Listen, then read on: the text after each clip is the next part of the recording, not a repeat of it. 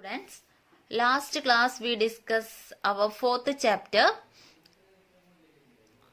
repeated multiplication.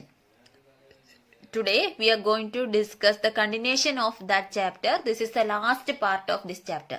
Okay. ഈ പാഠത്തിന്റെ അവസാന ഭാഗമാണ് നമ്മൾ ഇന്ന് ഡിസ്കസ് ചെയ്യാൻ പോകുന്നത്. Division rule. Last class we already studied multiplication rule. Multiplication x raised to m into x raised to n is equal to x raised to m plus n അല്ലേ? Powers ഉള്ള നമ്പേഴ്സ് തമ്മിൽ multiply ചെയ്യുമ്പോൾ അതിന്റെ powers തമ്മിൽ add ചെയ്താൽ മതി. അടുത്തത് division rule. General principle. Division റൂളിന് ഒരു ജനറൽ പ്രിൻസിപ്പിൾ ഉണ്ട്.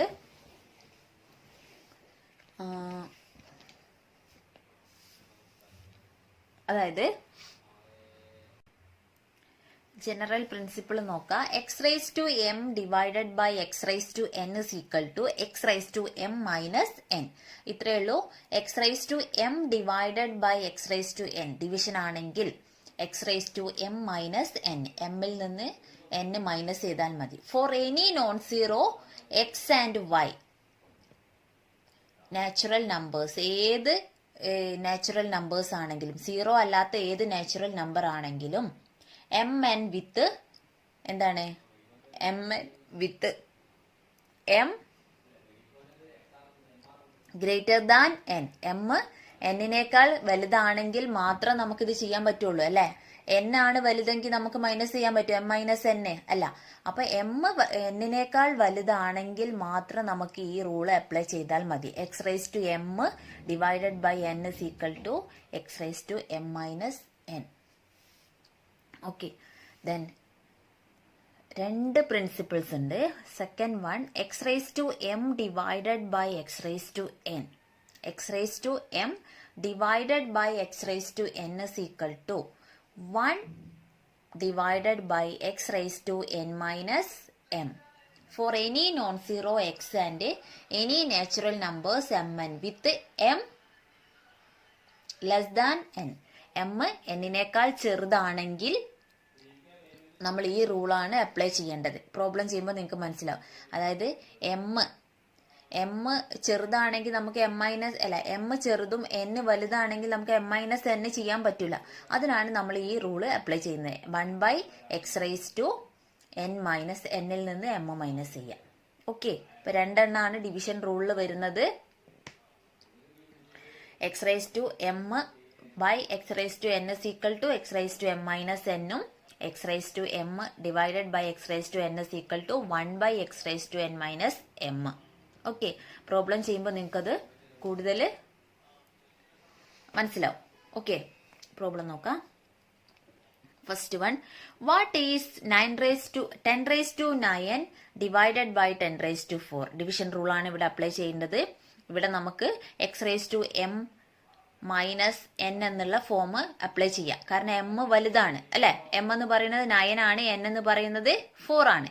അപ്പം 10 raise to 9 divided by 10 raise to 4 is equal to 10 raise to 9 divided by 10 raise to 4 is equal to 10 raise to 9 minus 4 that is equal to 10 raise to 5. 9 4 പോയാൽ 10 raise to 5. 10 raise to 5 എന്ന് പറഞ്ഞാൽ എത്രയാ? 10നെ 5 times multiply ചെയ്യുന്നതാണ് അല്ലെ. 10 into 10 into 10 into 10 into 10 that is equal to എന്താ ചെയ്യേണ്ടത് നമ്മൾ?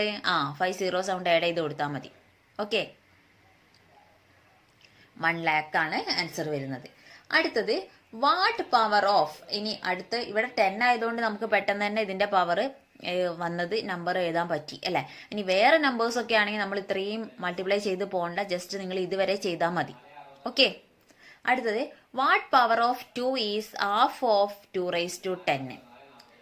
എന്താണ് 2 റൈസ് ടു 10ന്റെ ഹാഫ് എന്ന് പറയുന്നത് 2വിന്റെ ഏത് പവർ ആയിട്ട് വരും? Okay, what power of 2 is half of 2 raise to 10. 2വിന് ഏത് പവറാണ് 2 റൈസ് ടു 10ന്റെ ഹാഫ് ആവുമ്പോൾ വരുന്നത്? അപ്പൊ 2 റൈസ് ടു 10ന്റെ ഹാഫ് എത്രയാന്ന് നമ്മൾ ആദ്യം കണ്ടുപിടിക്കണം, വേണ്ടേ?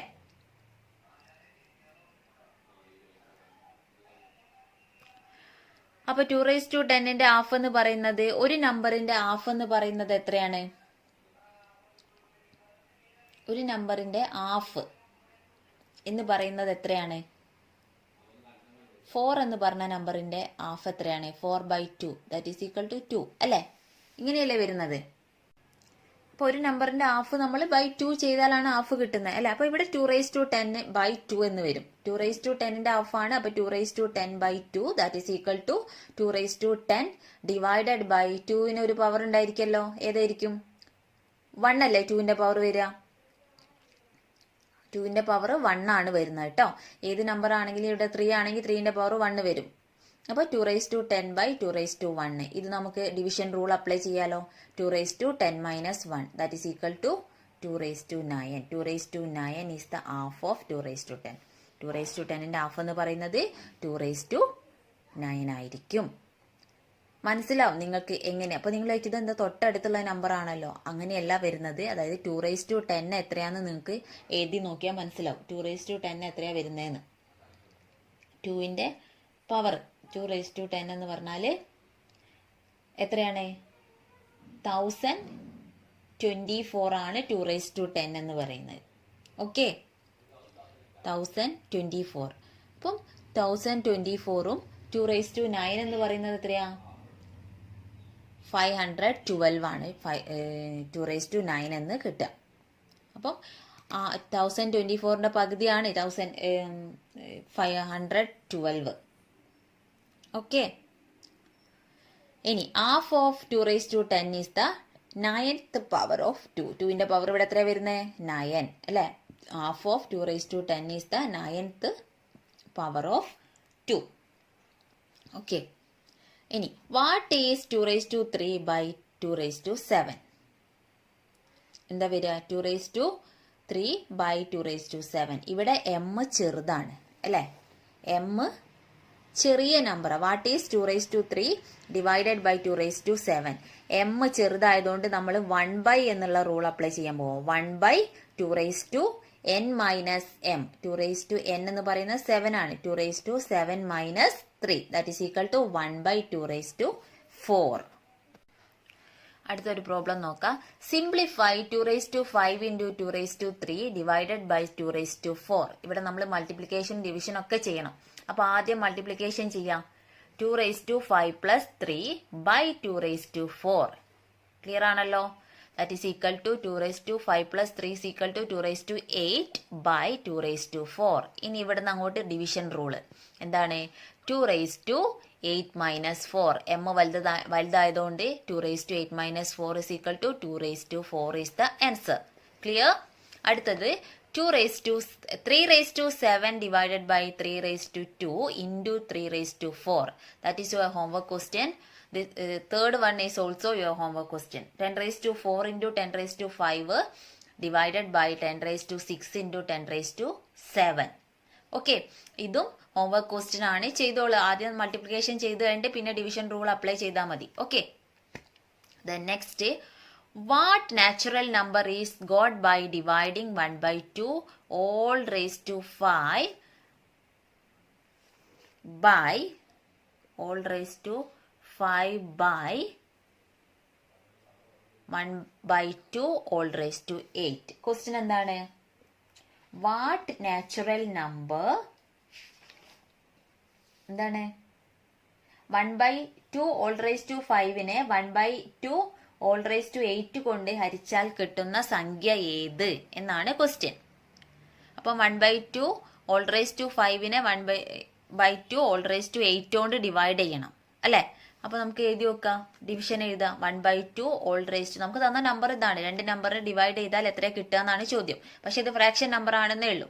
അപ്പൊ 1/2 all raised to 5 divided by 1/2 all raised to 8 equal to എന്താ വരിക? ഇവിടെ m എന്ന് പറയുന്നത് 5 ആണ്, n എന്ന് പറയുന്നത് 8 ആണ്. അപ്പൊ m ചെറുതായതുകൊണ്ട് നമ്മളെ സെക്കൻഡ് റൂൾ ആണ് അപ്ലൈ ചെയ്യേണ്ടത്. 1/x⁻n - m. ആ ഫോമിലേക്ക് ഇതൊന്ന് എഴുതിക്കേ. 1 by നമ്മളെ ഇക്വേഷനിലുള്ള 1 by x raise to n minus m ആണ്. അപ്പൊ എക്സ് എന്ന് പറയുന്നത് 1/2. 1/2 all raise to 8 minus 5. Clear ആണല്ലോ? ദാറ്റ് ഈസ് ഈക്വൽ ടു 1 എത്ര വരും? 1/2 ഓൾ റേസ് ടു 8 മൈനസ് 5 എന്ന് പറഞ്ഞാൽ 3. 1/2 all raise to 3. 1/2 all raise to 3 എന്ന് പറഞ്ഞാൽ 1/2നെ 3 ടൈംസ് മൾട്ടിപ്ലൈ ചെയ്യാന്നല്ലേ മീനിങ്? അപ്പൊ നമുക്ക് എഴുതി നോക്കാം 1/2 1 divided by 1/2 into 1/2 into 1/2 that is equal to എത്ര വരിക?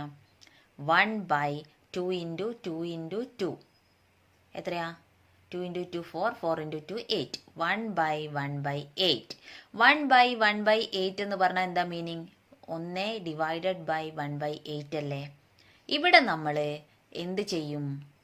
ഫ്രാക്ഷൻ്റെ ഡിവിഷൻ ആണ്.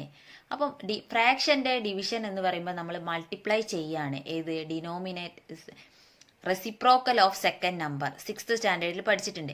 1 ഡിവൈഡഡ് ബൈ 1/8 എന്ന് പറഞ്ഞാൽ 1 ഇൻറ്റു 8/1. 8 ന്യൂമറേറ്റർ ആയിട്ട് മാറി. അവിടെ എന്തുകൊണ്ടാണ് അങ്ങനെ മാറിയത്? ഈ ഡിവിഷൻ മാറി മൾട്ടിപ്ലിക്കേഷൻ ആയതുകൊണ്ട് അല്ലേ? അപ്പം 1 into 8/1 that is equal to 1 into 8 8 then 1. So the answer is 8.